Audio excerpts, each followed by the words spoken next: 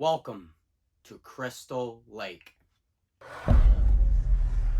Hey guys, it's Chris, and in today's video, I'm talking about my favorite remake from the 2000s, Friday the 13th, 2009. Today's video is sponsored by Raise Energy by Rep Sports. Use my coupon code, you'll get 15% off on all items on the website. Demand more, be more. Let's get into it.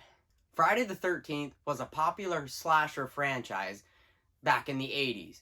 Jason Voorhees is one of the most iconic slashers in history.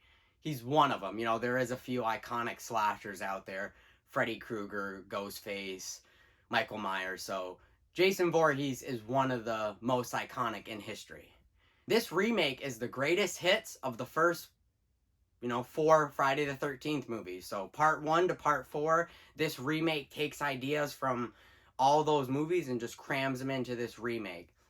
Friday the 13th had a formula back in the 80s. This remake follows that same formula. He goes around killing teenagers, explicit content, drugs. So, this remake follows that same formula. This remake was produced by Michael Bay's production team, Platinum Dunes.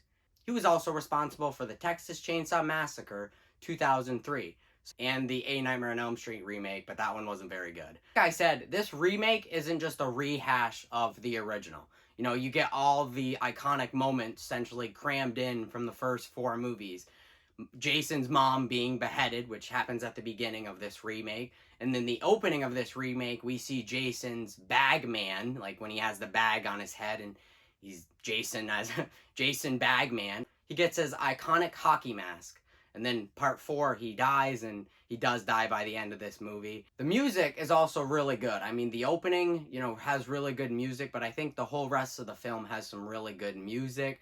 And I just really like how this remake isn't just like a rehash of the original. And I do like how they tweaked his iconic hockey mask, like how he finds it, because in the original, he just steals it from one of the pranksters. I think his name's Shelly. And in the remake, it's like they do it where he stumbles across this barn where he's been stealing kerosene from, and this weed seller, he hears him creeping up in his barn, so he goes up there and he has a little fight with Jason and rips his mask off, and you can see Jason's deformity. He's like, "That's not right, man." Slits his throat, and then when he goes down to grab the bag, he notices the iconic, hockey mask. So I do like how they tweaked it a little bit. Even if this scene was badass, it was pretty odd in some parts. The weed seller talking to the mannequin. I don't want to know what he does to that mannequin when they're alone. I forgot to mention earlier that Jason's bag head was from part 2. So Mom's Beheading, part 1, Jason Bagman, part 2, getting his iconic hockey mask, part 3. Friday the 13th, 2009 is the highest grossing slasher remake from the 2000s. I mean, it is a pretty good remake, but I think it's a better Friday the 13th movie because they really expand on Jason. They make Jason, he's still a menace, but he's somebody you can get behind. He's, I think the word is sympathy, he's, you feel sympathy for him, like you feel bad for him. So it's like, maybe, he's going around killing people because he kind of wants to be just left alone. Like, why do you keep coming on to this summer camp and bothering me? Just leave me alone. And another thing I really think really works in this remake is the location itself. I really like how this movie explains how Jason got around, the summer camp so quickly. Because in the old movies, he'd be in one side of the summer camp, and then the next scene he'd be on the other side of the summer camp. So I like how this movie explains that underneath the summer camp there's an abandoned mine with all these tunnels that are connected to each other, and that explains how Jason got around so quickly. After he turns into a zombie and gets resurrected, he teleports. But I like how this remake explains, he was using these tunnels to get around so quickly. He wasn't teleporting. He's still a human. He was using these tunnels to get around the camp. I really think this remake really excels in Jason, the character himself. Like, it really expands on him, and then the summer camp. My only complaint for the Friday the 13th remake is that the kills are kind of lackluster. There's nothing that really stands out. They're kind of just basic. There are a couple good ones in my opinion. Like when Nolan gets an arrow to the back of his head, or when Jason sticks Bree on some baby antlers and then throws her out a window onto a cop car, Or when Jason stabs Trent right through him with the machete, lifts him up, and then puts him on right of the back of a tow truck, right on the spikes. So there are a couple of them that stand out, but nothing like too crazy. I did like when Chewie, you know, gets a screwdriver jammed right into his throat and he's essentially choking on his blood. You know, this movie does have explicit content, all like the other Friday the 13th. And if you really watch the extended or the killer cut, which is the extended version, it shows way more boobs. If I had to choose, this would probably be the boobiest Friday the 13th movie.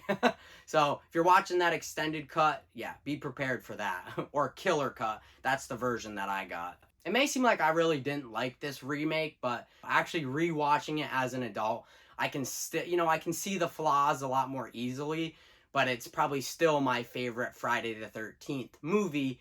You know, the remakes from the 2000s, it didn't really have a super high bar, but I feel like this one went really past that bar. It's like when they make remakes now or even back then, they just took from like the first one or the second one. I liked how this remake took from the first four. I do like that it's not like a standard remake, you know, it tries to do something a little different, but nothing like different with the lore. It just tries to, you know, do something different remake wise.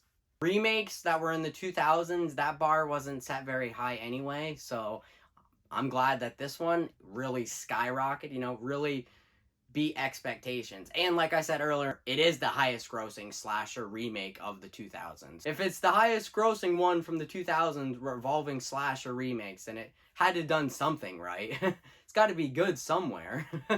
And I can always watch around Halloween, you know, like they just made Jason so relatable and you can just get behind him and you can feel bad for him and you can actually relate to why he's doing the things that he's doing. Like, yeah, he's killing people, but he's doing it for a reason. Like I said earlier in the video, he just wanted to be left alone.